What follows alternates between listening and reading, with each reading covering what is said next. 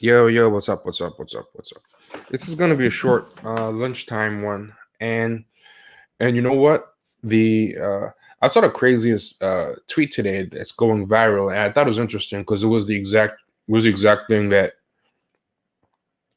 we've been talking about last night. Last night we were talking about um, neo-mammyism and this kind of idea that black women are kind of there to carry everyone's loads and be mules, but that a lot of people kind of lean into that mule role and try to use it to get clout and to rise. A lot of these social justice influencers kind of lean into that, like black women can't save everybody. We're tired of saving y'all. Give us jobs.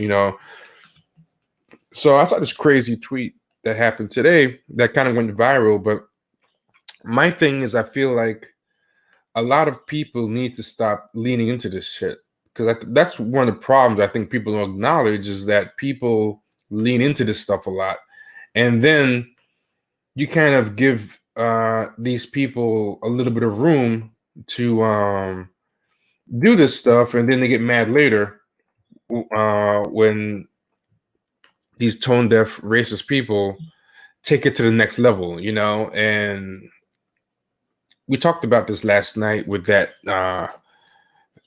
clip that happened with all these black social justice influencers on Joy Reid show coming on and talking about how they need to Joe Biden needs to be courting them more and stuff, which he doesn't really need to do because he's gotten everything he needs without him. But hey, yo, Stokely, what's going on? Hey, B Scott. He said that's a hell of a title, but that's what the topic's about. It's about a particular uh thing. Let me see if I can find it. I had it up, but I have a bunch of windows. I have a bunch of windows up at the same time, so it might not be easy to find. Give me a second to find this thing because I definitely had it. I definitely had it up. Hold on.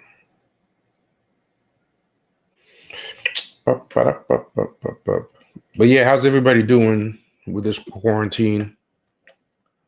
Hope you're all doing all right. But I don't really fully get the context, but basically somebody um said today on Twitter that here we go. I found it. I had it up, but I had a bunch of I don't know. Am I frozen? GM Playfair says I'm frozen. Right? But here I'm gonna pull it up now. And everyone started calling this lady Karen, but basically this is what she put up. She put I knew I knew black women were my spirit animals. And I guess because somebody was using before we even just get to that, I think it's important to kind of show how it started because somebody put something up that in itself I didn't think made a lot of sense. They put up somebody put up and I can't see what the original thing. Actually, let me switch real quick.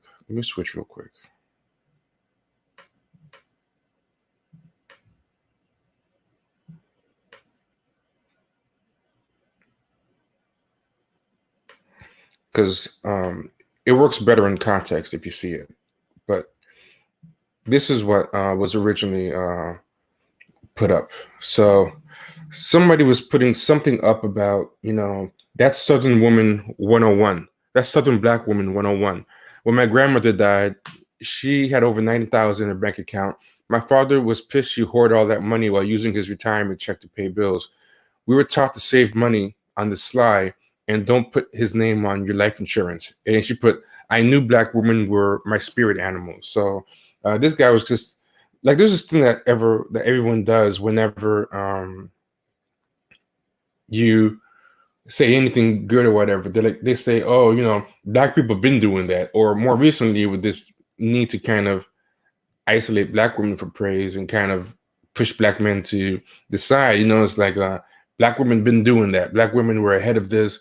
Black women been saving y'all. And my thing is, if you understood how white people saw black people, then you would naturally understand this is the end result, like what you're playing into. Like, I think the problem is these people do this stuff in a way to kind of get seen as human by white people, and to be seen as valuable, and also like payable, like because a lot of things keep coming up is pay us, hire us. But and and you know what, someone said, please tell me she trolling. Oh my god. But no, this is not the first time I've seen someone call black women spirit animals. This is the one that went viral, but a couple of years ago, I'm too lazy to look it up, but I actually tweeted at somebody. I may remember where another white woman did that, called black women her spirit animals. This is not the first time, and I'm like, I know when these people kind of present themselves as mules for white people, or kind of push that neo-mammyism, this is not what they're going for. They're actually hoping to be seen as more human and get a seat at the table. If you kind of understood what you were dealing with, you would understand that this is how they would take it, because they don't see you as human. They see you as supernatural or magic, or a trope, So this one just went viral. I also think it probably went viral more because now people are kind of hip to this. Like, white women are cool to bash now, and white men are all leaning into it, because I think white men, first off, a lot of them have a lot of resentment against white women, because they kind of seen how white women play both sides of the fence.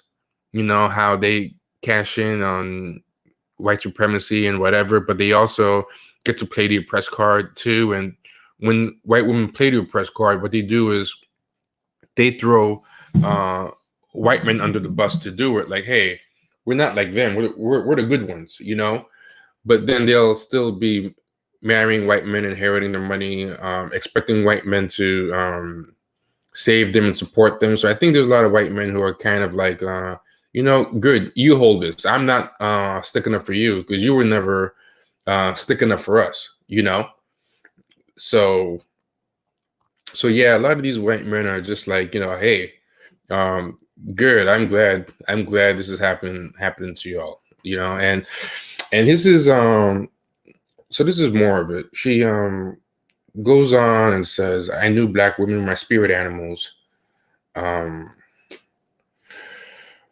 And this is true.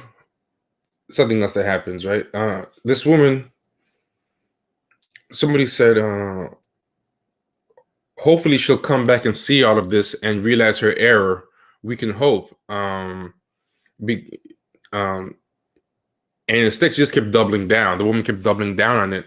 And then the lady, her name was Candy Mathis, she started, even though a lot of black people were getting at her, she then says this: the white people are really mad at me, y'all. Even though the person she's responding to is actually black, and the person actually tweeted, "I just logged on to find out I'm no longer black, as decided by Karen." And that's another common thing with a lot of these white women now, is that they like to pretend they're not white. It's a very weird thing. They like to actually act like they're honorary black people. So now she's actually acting, not only are black women her spirit animal, the authenticity that she gets in her mind as being a supposed good ally, and viewing black people as a spirit animal, she gets to become an honorary non-white person. So instead of listening to the criticism, she started calling everyone who criticized her white, as if she's not white herself. And a lot of these white women, a lot of these Karens, they have what is known as DreamWorks face. Like, this is her face, right? And they have DreamWorks face. And I don't know if you all know what DreamWorks face is. DreamWorks face is this kind of like weird smirk and whatever that's always in the new the CGI cartoons. CGI cartoons have these weird faces. And I noticed like Karen feminists, like white feminists, they always have and for people who don't know, like Karen is a certain type of liberal white, feminist type or wine mom type, um, and there's one for every generation. Like I think 20 to 35 is a Becky, 35 to 50 is a Karen. I think 50 and to 70 is like a Susan. I think probably 70 and up is like I'm not sure. A Mary, a Gertrude. I don't know, but this is what DreamWorks face. Let me see if I can show you all what DreamWorks face is. And these chicks were always like so out of pocket with their stuff. They always have DreamWorks face in their social media avatars without fail. This is here's DreamWorks face. The avatars always have look like this. Never fails. Never fails. Always looks like DreamWorks face. You will always see it. There's a white lady on Twitter like this liberal. She's always doing these terrible takes, and she's always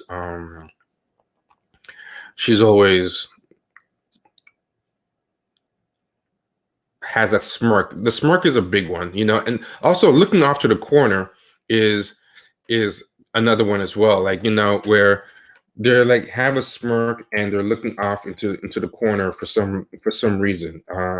Karen feminists always have that going on. Yeah, so whenever you see these bad takes, you always look at the avatar, and sure enough, that dreams work face is popping off in it.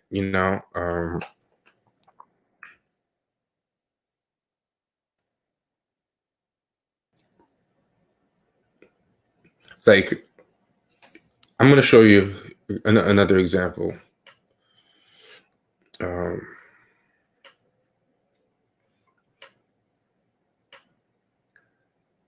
Like peep this. This lady is like a liberal who has a lot of those spicy takes. One of those like white feminist wine mom types. That's total DreamWorks face. Like totally textbook. And it goes alongside. This is what they call soy face with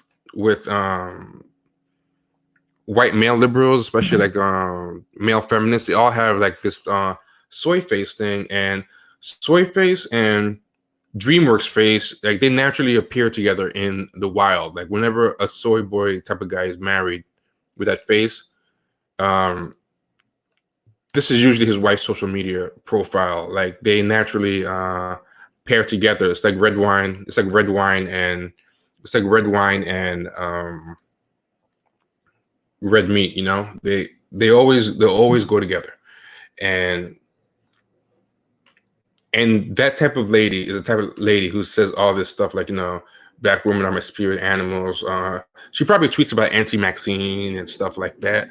But the problem is too many of these people, they kind of pimp themselves out like that in these social justice influencer circles. And it's like if you understand what these people are like, you would not be surprised when they take it to the next level, because they're not taking it the way that you want them to take it. They view you as the help, or the magical Negro and stuff like that. Like there was this lady, Clara Jeffrey, who did this. She works for Nation magazine, and she had this thing. She got in trouble for it, and she did not get it. there was a black woman who was at a protest, and she called her like a superhero or something. I forget what it was, but she basically called her uh, a superhero, and people were saying, "Hey, this is a lady protesting. She's not um, a superhero. She's not there to be reduced to a superhero." The lady just couldn't get it. She kept doubling down, doubling down on it. And she called her magical. Uh, she called her magical as her defense. She thought that was a way to fix it. And I wish you could find it. It went over really badly. Um, I just thought of it, so I didn't have it. Okay, here we go. I think I found it. Should probably delete it, but if it's yeah, yeah, she looks like she deleted it, but it was the same thing. She called black women um, magical. This woman was in the process of getting tackled by the cops, and she said that she saw her as a superhero, and she didn't mean anything by it, and she didn't. Here we go. I found it. I found it. Let me get this loaded up, but it's like a lot of people get offended at this stuff, but a lot of times, even when people get offended at this stuff, right? Because it's a bridge too far for some of them, there's still a lot of people, of these kind of wannabe social justice influencers and stuff who will be cheering them on, like for the grief that Clara Jeffrey got by some people who thought it was too far. There were a lot of black women who were like, and black men who kind of want to travel in these circles, kind of like, yeah, she sure was, that's why everyone needs to love black women and stuff like that, and gotta love us. And so I think that's what like emboldens these people so badly. Is like a lot of us kind of feed into it until it gets too tacky, and then we want to cry foul. But on top of that, even when these people go too far, if you look in the replies, if you look into a lot of things, there'll be a lot of us who are all for it. This was the tweet. So this lady who is like an editor for, I think, Nation magazine, Mother Jones. It's Mother Jones. I know it's a liberal publication. She goes, "Can we summon Lashia Evans to Charlotte?" So she said summon, like she's and that's like some spirit animal shit. She said summon. And this picture that she has here by Lashia Evans, what actually happened is these riot cops are running um, toward her at a protest, and because of the way that it looks, because they caught them in mid run, because they caught the cops in mid run, it looks like she's pushing them back like a anime character with a force field. That's what it kind of looks like.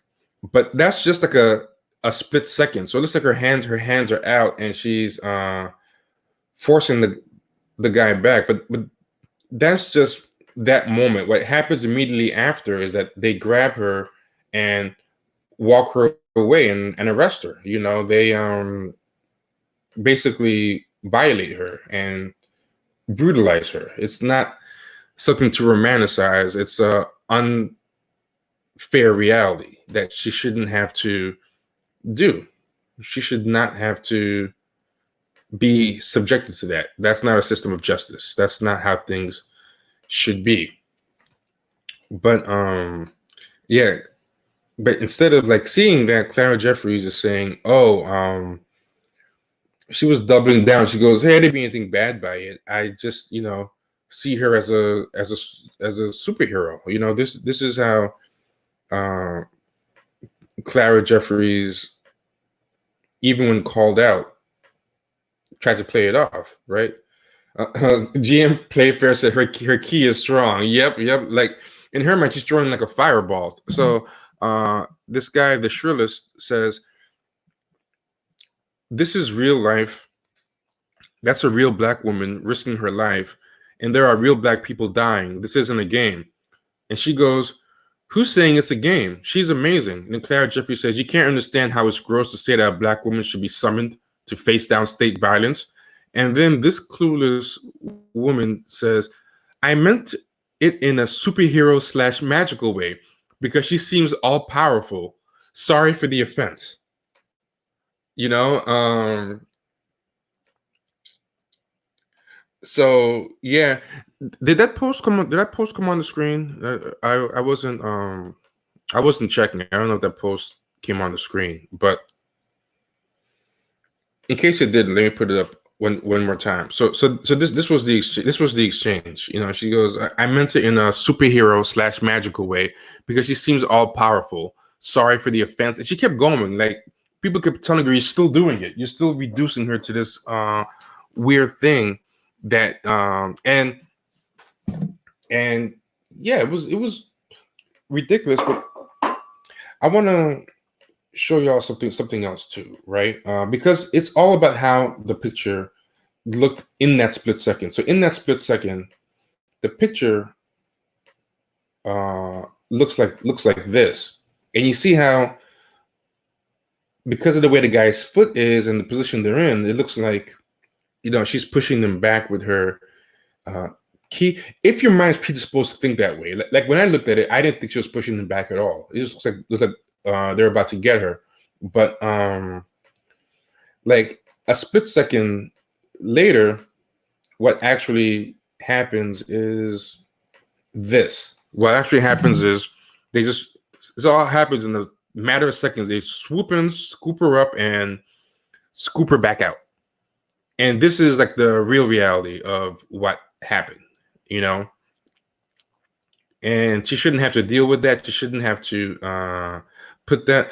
Well, no, that's the point. This is why everybody was mad at it. The magical thing is dehumanizing. It's othering. It plays into like a long bunch of tropes. The trade plays into like voodoo, magical Negro, shaman, primitive, being more in touch with nature. It plays in anti-intellectual. That's another thing. It plays into a lot of old white tropes, just kind of flipped on its ear as a positive. It becomes flipped on its ear as a positive. It's not intellectual politics. It's not a ground game. It's not a strategy. It's being a superhero, being magical, being all this, being a shaman, earth mother, all that stuff. But like I was saying, a lot of times unfortunately, we're so happy to hear anything that seems complimentary that we will double down on a lot of this stuff, And here's a real ironic thing. The answer to, are these people children? Yes. Basically, anyone who spends so much time online basically becomes a child. Basically, especially if you're liberal. These liberal people are really children. They're all into, like, I mean, they reduce everything to Harry Potter because of politics, and that's why, like, when I saw Stacey Abrams being into Harry Potter, I was like, oh yeah, there you go. Somebody put, Clara posts another rosé every time a black woman is arrested. That's funny. That's funny. That's hilarious. But this is one thing that was funny. A couple years earlier, this is how clueless they are. She shared this study: white people think black people are magical unicorns, and she linked to an article in Mother Jones. Which I thought was hilarious. Like, but she's not one of those white people. She doesn't do that. That's not her. That's not her bag, man. She's one of the good ones. She doesn't think they're magical unicorns. She thinks they're superheroes slash magical. Like, that's too funny. I wonder who wrote that article too. It would be funny if she actually wrote it herself. Let's see. No, she didn't write it, but it was at her magazine, so she might have even edited it. And let's go to the article itself that she quoted and see it in action, because that'll be interesting. The article she quoted, maybe she didn't even read it. She goes, a new study featured in the journal Social Psychological and Personality Science concludes white people may possess a superhuman bias against black people and are therefore likely to attribute preternatural qualities to black people. And yeah, this was I'll let you see it for yourself. So you can, if you want to look it up, this is it. It's Mother Jones by INAO study. White people think black people are magical unicorns. And, it goes in a series of 5 studies, some involving so-called implicit association tests, in which words are flashed on a screen quickly enough to prime a subject with their meaning, but not for them to consciously um, understand what they have seen. The researchers showed that whites are quicker to associate blacks than whites with superhuman words like ghost, paranormal, and spirit. This image of a magical black person, someone holding extraordinary mental and physical powers, has long persisted through American culture, whether it be through cringeworthy movie roles such as The Magical Negro or literature. And the damage of potential bias is significant, and it goes on, but it adds a superhuman image may be able to explain matters such as why young black men are perceived to be more adult than white juveniles when judging culpability. Right researchers Adam Waits, Kelly Marie Hoffman, and Sophie Trewalter.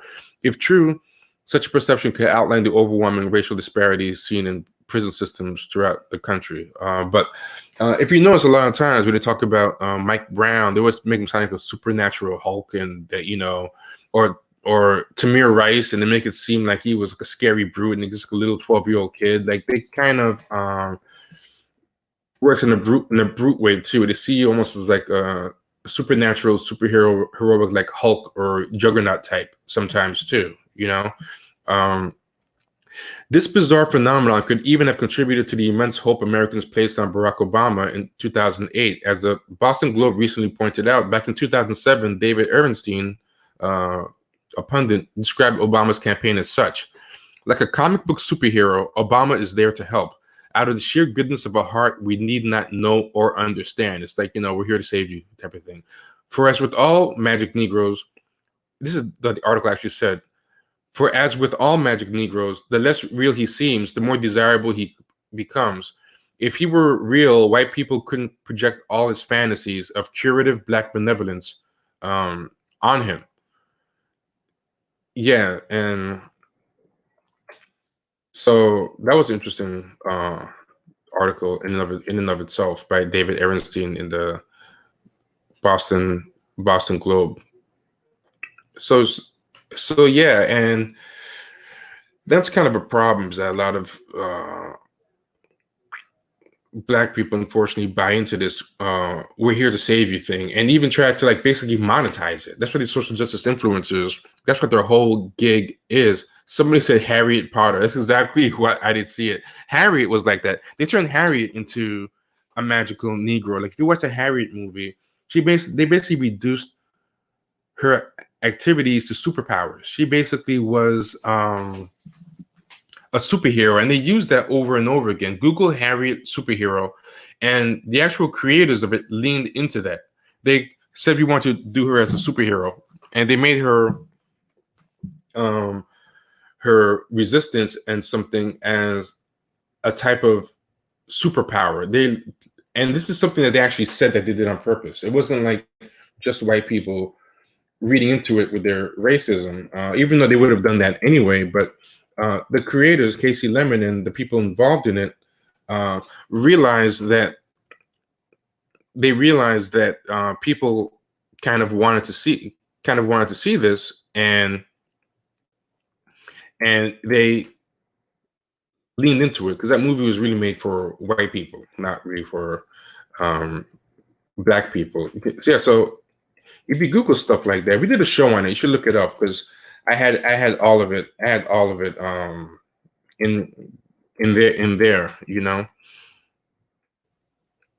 But she actually, the creator of it, the director, actually said that she thought of Harriet's powers, which actually came from a brain injury. Harriet Tubman, she got a brain injury from abuse from a slave master.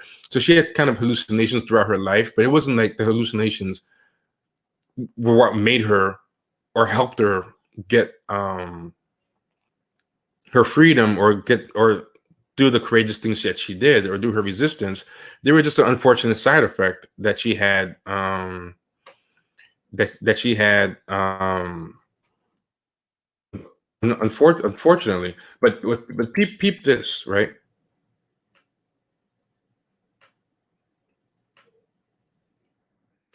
And this is the unfortunate thing about it. Um, peep this. Harriet director Casey Lemons on the source of Harriet Tubman's quote unquote spidey sense. And anyone who's seen this movie will totally get what it is, you know. But she, I mean, it's a terrible movie, right?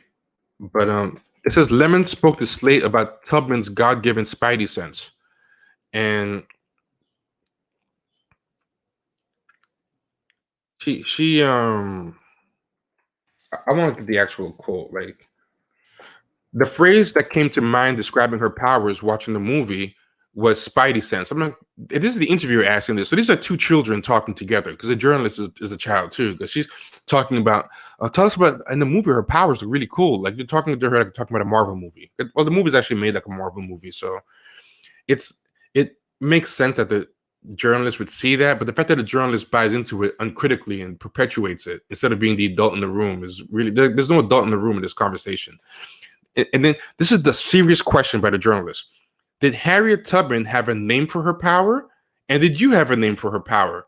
And Casey Lemons, the director, goes, I call it a spidey sense. And this is the problem is that, you know, with representation, we're supposed to believe that hiring Black people creates more empathy and more humanism for depiction of Black people. But the type of Black people that get into these rooms to be hired and get a seat at the table are white people or Black people who either view Black people through the stereotypical lenses that white people do, or at least understand what white people want out of them and pander to it, even if they don't really believe it themselves. So then the interviewer goes, do you really call it that? And she goes, oh, yeah. She said, when trouble's coming, I feel a flutter in my chest. So sometimes she called it a flutter, but she had pronounced visions. And these visions are hallucinations from a brain injury from a slave owner throwing a big metal object at her head and connecting. I'll tell you an interesting story. Harriet Tubman was good friends with John Brown. And this is after our story takes place, but they were very close for a period of time. And he tried to get her to go to Harper's Ferry, where the abolitionists organized a failed slave revolt in 1859. It was very important to him that she be there, but she had a vision just before she was supposed to leave that he would be cut down. So she never showed up at Harper's Ferry. And that's the big uh, takeaway. And then she gives more examples of times where she said she Harriet Tubman had visions, you know, to back up her presenting as a superpower. And then the interviewer asked, your first film, Eve's Bayou, also features a clairvoyant woman. Is that a coincidence or is it something that you're personally interested in? And she goes, it's something I'm personally interested in. Eve's Bayou was inspired a lot by my family, and that kind of thing exists in my family. Um, I had an aunt who was a spiritual counselor, like the character Moselle. Some of the situations that happened in the movie were things that happened to my aunt who was extraordinarily clairvoyant. So I grew up thinking this is normal. I've made movies that have nothing to do with that, but Harriet lends it self to that. So she kind of plays into this lens. So, oh, this is a great point. So Harriet Tubman got her superpowers from a white man. You know, it's funny. They don't even put her getting hit in the head with that thing in the movie. They leave it out altogether. Like they make it seem like it's like she's almost like a mutant. They, if I remember correctly, they didn't even. Oh, there's a ton of liberal Uncle Ruckuses. Somebody asked me that. Yeah.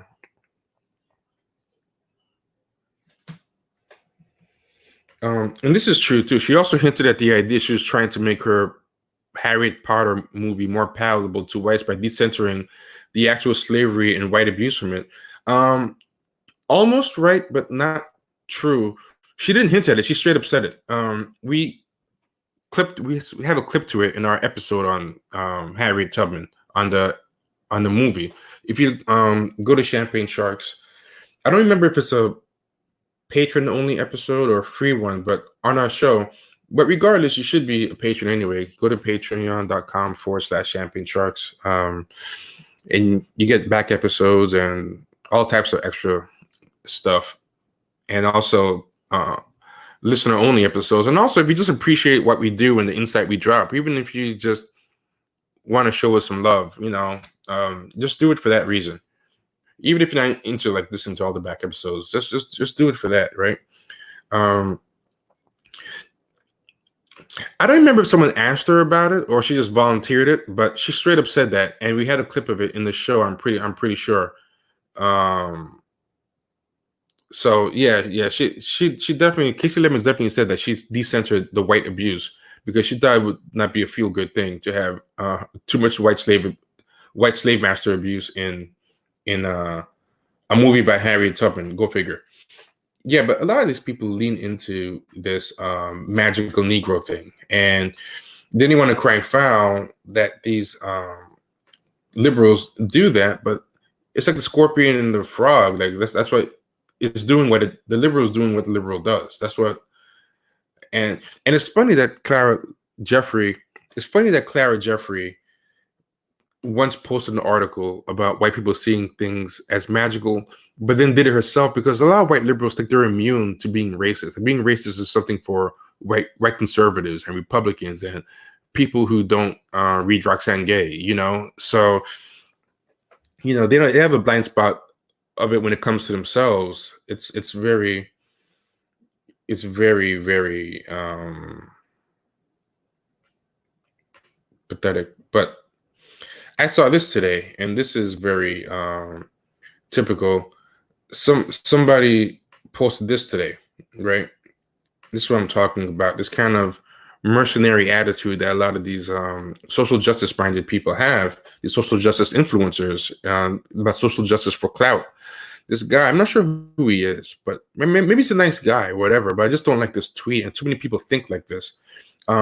His bio says his name is Dwayne Perkins, and his bio says comedian, TV/film writer, NBC, Brooklyn 99, formerly The Break, Netflix. I don't know what The Break is. He wrote for the 2018 White House Correspondents' Dinner, and he says, "I no longer talk to white people about race. That is a job. Pay for it. Open your purse." And it's like, okay, to the extent that you talk to white people about race, you shouldn't be looking at it as a job. It should be a calling, a cause. Can you imagine if Martin Luther King or Medgar Evers or Fannie Lou Hamer or a bunch of these people kind of viewed talking to white people's race as like a job, and you need to pay me, and this is a very neoliberal market-based attitude to everything that really creeps me out with these people. And yeah, that is a job. Pay for it. Open up your purse. They're always talking about that. These social justice influencer types, especially the ones that came off Tumblr, like, you need to pay up. Or it's time to break bread. And somebody says, I need to achieve this mentality. And somebody said, I agree. This is my job. And I like this. Someone said, this isn't comedy. This is clownity, which I love. I'm glad that somebody said that, but I'll drop the link to it in the chat so you guys can see it. I don't know but yeah, that really disturbed me. I did not like to see that, but it's very normal to think that way. And this is kind of these people's problem. Like, first off, they think their calling or their reason or their way to do anti-racism is to their job is to be white people's Jiminy Crickets of race, or white people's conscience, or whatever, so they kind of lean into that whole we're here to save white people thing, or we're here to be summoned or be superheroes or counselors or advisors, spiritual advisors to white people. That's their view on race. It's not to empower or educate Black people, or to um, mobilize Black people into real political action, or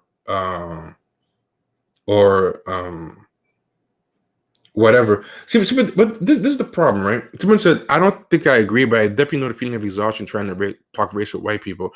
See, that's not my problem. Like, I understand that it is exhausting. That's why I think people shouldn't do it so much, and especially shouldn't prostitute themselves as race shamans, and stuff like that. You're better off working on a proactive, positive vision for Black people and mobilizing them politically and doing grassroots stuff.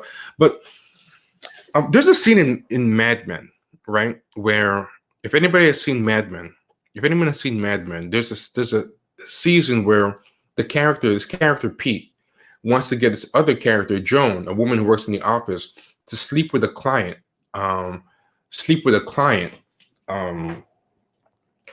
for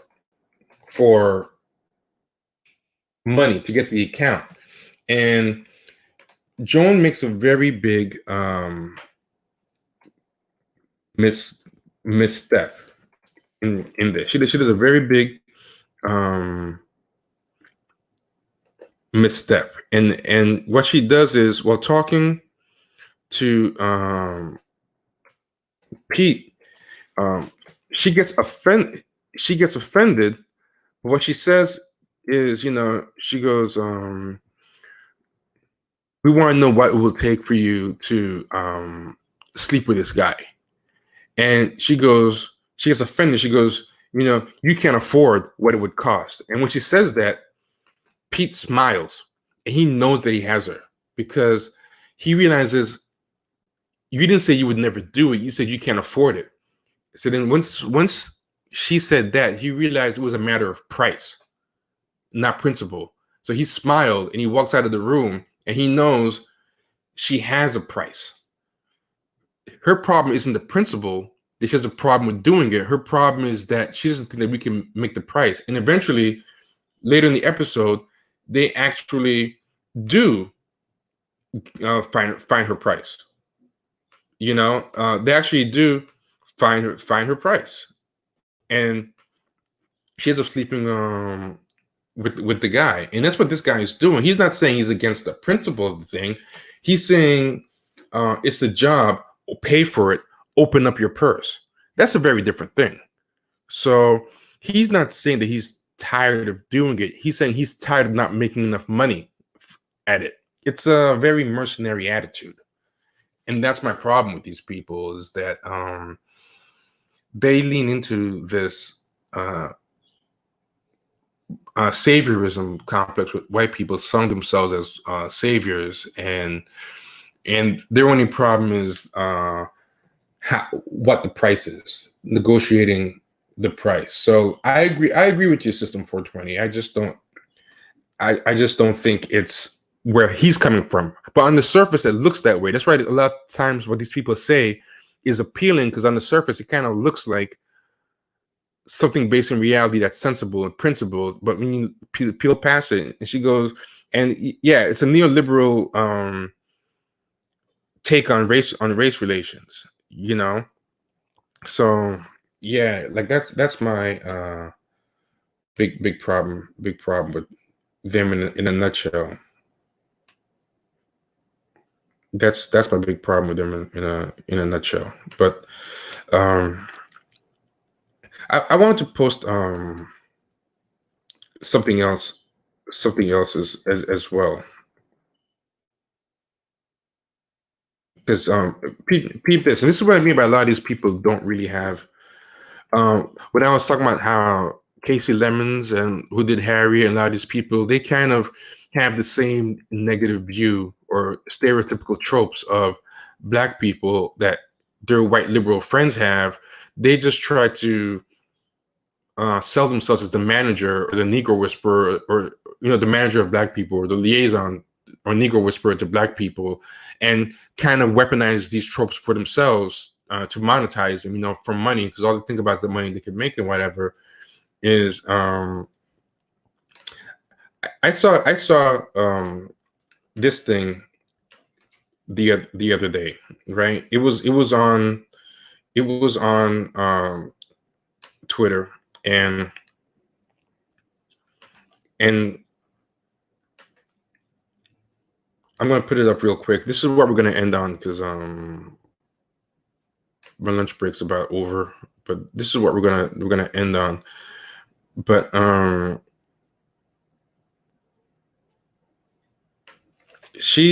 this woman named Muna Mir or something. I don't know what her full name is, but I think it's Muna Mir. I think she's Somalian or Ethiopian. She's a writer. Let me see if I can find out what she writes on Thesis and Marrow. I feel like Thesis and Marrow is one of those things that plays in to a lot of Black tropes for the entertainment of white liberals. Like, white liberals really like that show. It makes me kind of uncomfortable, to be honest. But she's a writer, producer, and she does like a production on Mises and Miro, and I think she's from Canada, and I think she is some kind of East African. I'm not sure exactly what she is, but peep this real quick, right? She made this post, and the post online said this. She said, "I've never noticed a storefront near my partner's apartment before. LMAO, laughing my ass off. Is gangsters making astronomical community changes. This storefront's actually in my neighborhood, and it's a storefront I've seen before. It's kind of a funny storefront, because it's the acronym is GMAC, and the website is something like mackin.com or something, and it's a nonprofit group. It's a nonprofit group that does a lot of stuff with ex-cons and helps fight recidivism. Some people, don't like them because they think they're too cozy with the mayor's office and the city, but their mission statement, they seem to do a lot of good work and stuff like that. But she's just kind of making fun of it, but she's making fun of it in a kind of anti-Black way, and then a lot of her white liberal followers started cracking jokes too, and a lot of people got mad. Like, these people actually do good work, and I've looked at the thing, and I've kind of like laughed at the name myself, but I'm more like laughing with it. It's kind of like, when you kind of know the spirit something's coming in, and I was kind of like, in my mind, like, oh man, that's a funny name, man. That's really clever, like I was kind of laughing at the cleverness of it and stuff. But these people's tone was really creepy. Like, there's something very anti-Black and laughing at the people, and these kind of presumptions of that they were ignorant and stupid, and a lot of these gentrifiers were chiming in with their own jokes, and whoever responded to her deleted their tweet, maybe because people got in that person's ass. I got a feeling it was probably a white person, and people got mad at them. This person said something, and then she responded with this, which I thought was very creepy and anti-Black. She responded with, because this is gangsters making astronomical community changes, Inc., INC, and she spelled out Inc., incorporated, with a T at the end. Like, you're too stupid to spell incorporated correctly, So when you spell incorporated, that's how they spell it, with the T at the end. And when I saw that, then I really knew, like, okay, so this is not even a case of these gentrifiers and stuff misreading the spirit of her post. This is her egging it on, like she's showing them black culture and giving them a safe space to laugh at it. They couldn't put it up themselves for fear of looking racist, but because this black person, puts it up, they get a pass to laugh at it, and she eggs them on, and that's kind of service. And I feel like it's very appropriate that she writes and produces for the show Thesis and Miro, because I feel like Thesis and Miro kind of serves that purpose themselves, where they give people license to laugh at a lot of, or engage in a lot of blackface and minstrelsy, So like, she's just kind of bringing her day job home, in a way, Um, but they always do stuff like that, like have like drinking out of a paper bag in the park with Pete Buttigieg, and taking Anna Kendrick to a strip club and showing her how to do a money phone, and making her dress up in a shearling and Tim's, and it's kind of like modern blackface permission. They give a lot of modern blackface permission to people. So I get it to a degree. I definitely get it. Like where they get this, but she did it on Twitter, where it's not just her cultivated audience, that she got called out on it. She got called out on it, and rightfully so. I was glad that she did, but I found that really bad. And she tried to walk it back when everybody got in her ass. She goes, "Yeah, these guys do good work, I really like them." And people got mad at her. They're like, F that good work stuff. You know what you were doing. You just didn't expect to get called out on it, but you know what you were doing. You knew. And then so yeah, she totally knew what she was doing. It backfired, and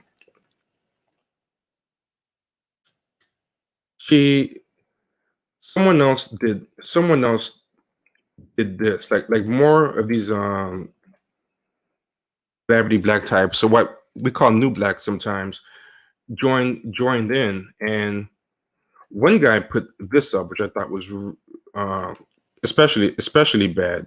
I'm not sure what this other guy did.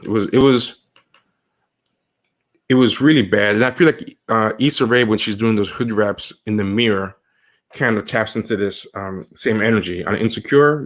When she whenever she raps or tries to represent like hip hop black culture, she always goes into like the worst trope. Somebody put it's like an urban petting zoo. That's a great way. That's a great way to put it. That's exactly what it's like, an urban petting zoo. But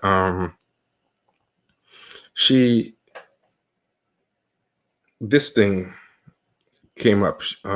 This guy responded, and he's a black creative, aspiring blue check. He doesn't have one yet, but I'm sure he's aspiring to be one. He does video and voiceover work. When I went to his bio, he put this up. He put, "Please forward my cover letter." This is his imaginary cover letter to this organization, to the HNIC, which is head nigger in charge.